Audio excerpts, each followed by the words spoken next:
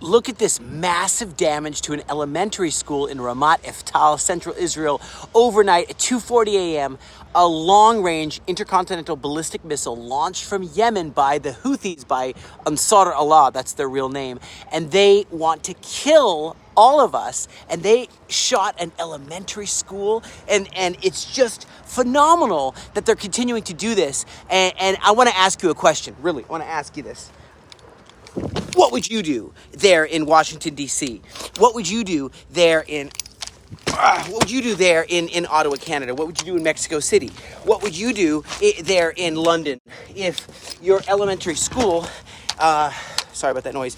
What would you do in Paris, in Berlin, in Madrid? What would you do in Rome? Okay, Canberra, Wellington. What would you do in South America, in Brazil, Buenos Aires, Santiago, if your elementary school was being shot in the middle of the night and destroyed by Ansar Allah, whose ideology is just one of terror, jihadism, Sharia law, anarchy, global domination?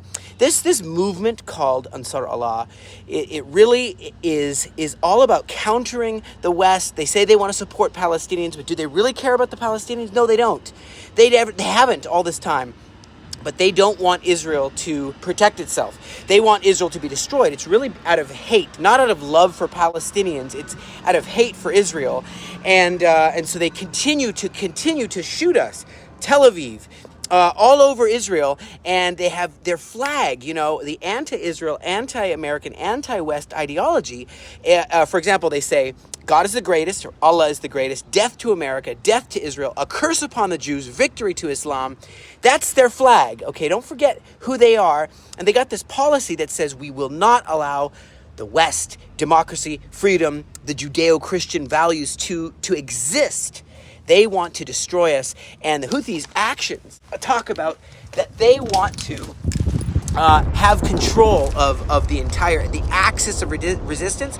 Is really, they want to have a association of Sharia governed, they call it Dar al-Islam is what it's called. It's a philosophy. There's differences between, it's interesting to see the differences between Al-Qaeda, we must dominate the globe and kill everyone in our way, and like even ISIS, Daesh, says we are the Islamic State of Iraq and Syria, or ISIL, Islamic State of Iraq and Levant, as Obama used to love to say, ISIL. Levant includes Israel.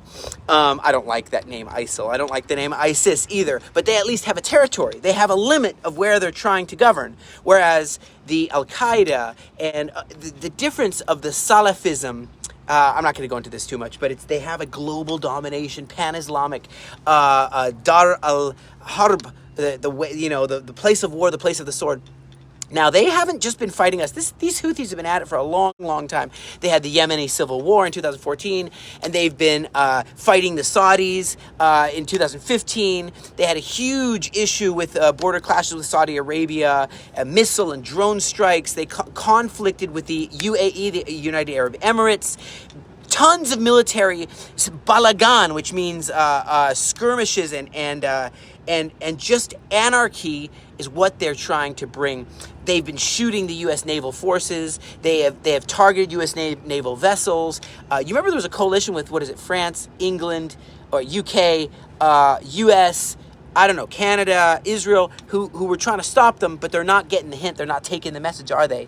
There was this whole thing where Israel pounded them, their port there, and it was all on fire. You remember the footage in your mind?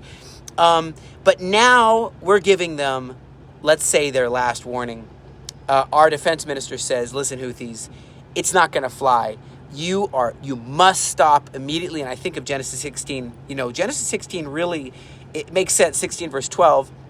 There's a verse. Ishmael will be as a wild donkey of a man. His hand will be against everyone and everyone's hand against him. And he will live in hostility towards all his brothers. So they're fighting themselves as well. You see that in the Civil War.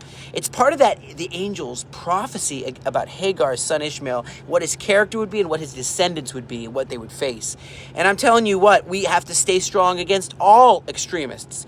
And Foreign Minister Sharon Haskel said, why did we strike 300 military targets in Syria? And why did we have to strike even near Damascus? Why?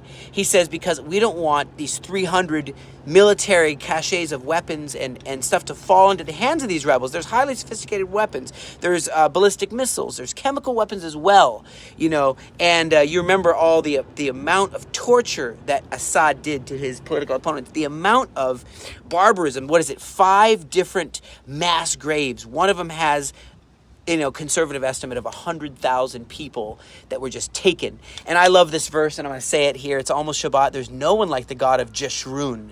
That's a nickname for Israel. That's Deuteronomy 33, verse 26. There's no one like the God of Jeshurun.